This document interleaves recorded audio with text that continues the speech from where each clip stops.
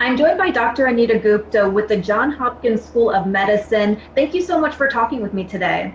Thank you, Stephanie. So, vaccine recipients typically will have minor side effects from maybe sore muscles to headaches. So, it seems common that people may want to take a pain reliever, but maybe they shouldn't. Stephanie, this is such an important question that I get often about the vaccine. Now, look, if you regularly take aspirin or acetaminophen, Motrin, Advil, Tylenol for any condition, you should take it, and specifically if you're directed by your physician and if you need it. But the important thing here is that if you are pre-medicating before a vaccination, you really shouldn't. And the reason for that is because these medications can blunt the immune response to the vaccine. So essentially what happens is that the vaccine mounts an immune response. So what these medications do, they can actually block that. So we don't want that to happen. So you want to prevent that. And so if you can avoid it, we should. So, what you're saying is taking a pain reliever could diminish the efficacy of the vaccine itself, correct? Correct. So these drugs block the enzyme known as COX-1, which works in tissues throughout the body.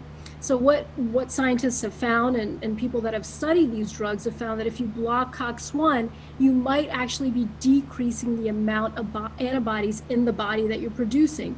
And these antibodies are actually what protect your immune system. So, when you take the vaccine, you actually might be blunting that response. So again, if you need these medications for a medical condition, you should continue them. You should consult your doctor, but ultimately you don't want to pre-medicate. Now, as you mentioned, a lot of people are getting, painful arms after the vaccination. In those situations, it's okay, but always consult your doctor.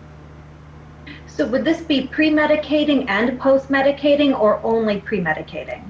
Usually pre-medication, but there's always those patients that take aspirin, for example, for cardiovascular or heart disease, or, they might have a blood disease that they should talk to their doctor. In those situations, you shouldn't even stop it. Those are those low dose aspirin situations. And in those situations, you want to, again, talk to your doctor. Many people are taking them for chronic pain. They might be taking it for arthritis. And again, those situations could be those rare situations that you might need to take it.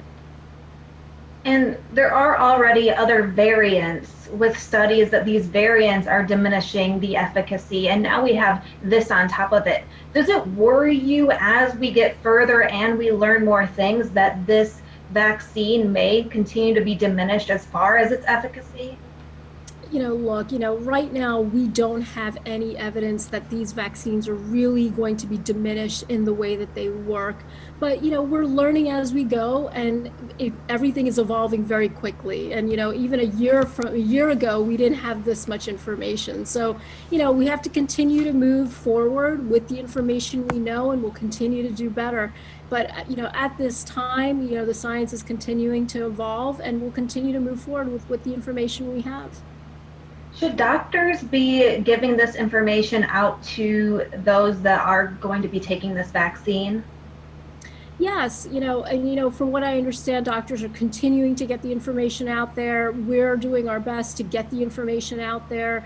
And it's by a case-by-case situation. Every patient has a different history, a different need, different underlying disorders. So it's so important that each patient speak to their doctor for what conditions they have, what they may need their medications for. So again, talk to your doctor before you stop or start any new medication, but most important to recognize that some of these medications could blunt their immune response.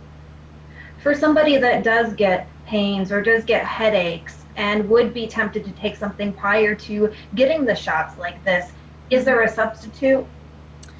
Not really, not really. I mean, it's understandable that most symptoms, people sometimes might be nervous about taking the vaccination or they might be uncomfortable. But it's so important to remember that these vaccines are very safe. And, the evidence shows that over 90% of people have had benefit from them, from the research that's been done up to this point. So again, so important that people get vaccinated, they continue to, distribute them, and you check with your local city officials, where you can get vaccinated. And we know that the distribution continues to get to people that need them very, very quickly. Any last messages for the public? Again, stay hopeful. Get vaccinated, continue to wear masks, social distance, and hand washing. And we'll get there eventually. We'll get there eventually. We'll get there eventually. Thank you so much for your time. I really appreciate it. Thank you. Thank you.